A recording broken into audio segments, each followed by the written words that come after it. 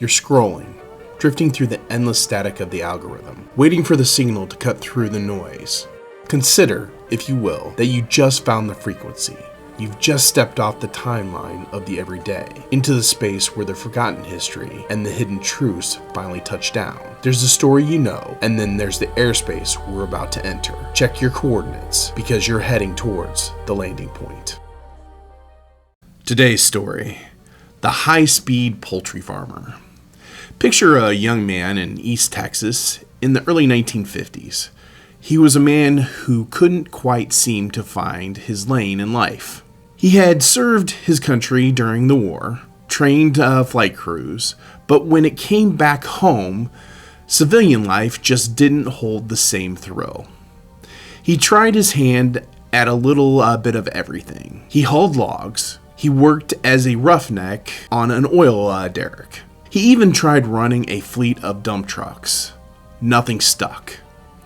The businesses never quite got off the ground. Finally, with a wife and kids to feed, he decided to settle down and do something sensible, something steady. He borrowed some money and bought a plot of land. He was going to be a chicken farmer. His first batch of boilers actually turned a decent profit. The young man thought he had finally found his calling, so he reinvested every dime he had into a second massive flock of chickens. But then disaster struck. The entire flock contracted a disease known as limberneck. Within days, thousands of chickens were dead. Our young Texan was completely, undeniably bankrupt. He was flat broke and frustrated, but he did have a hobby. On weekends, he liked to tinker with his engines and drive fast. A buddy of his had a little MG sports car and invited the failed farmer to a local amateur race to try his luck. The farmer was so busy trying to clean up the mess of his ruined poultry business that he didn't even have time to change the clothes before heading to the track. He showed up at the starting line wearing the work clothes, a pair of striped bib overalls. The other drivers, in their sharp race gear, had a good laugh at the dirty, poor farmer in his striped overalls. But they stopped laughing when the green flag dropped. He blew past every single one of them. He kept racing, and he kept winning. He even kept wearing those striped farmer overalls, adopting them as his trademark lucky charm.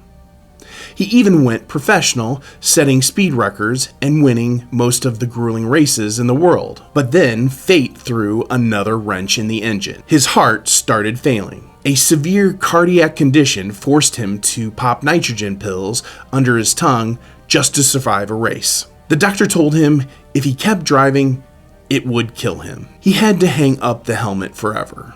Most men would have given up, but the failed chicken farmer decided that if he couldn't drive the fastest cars in the world, he would just build them. He possessed a rare kind of business leadership, the ability to see potential where others saw scrap. He convinced a British car company to give him a chassis, and convinced Ford Motor Company to give him a V8. He bolted them together in a small garage, creating a thunderous, unstoppable machine that would forever change automotive history. He built an empire, and he famously led the team that finally dethroned Ferrari at the 24-hour of Le Mans. The man in the stripped overalls who lost it all on a flock of chickens is the legendary Carroll Shelby.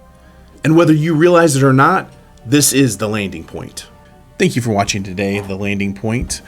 Our stories come out Monday through Friday at 10 a.m. Central Standard Time, so you can always catch our latest story.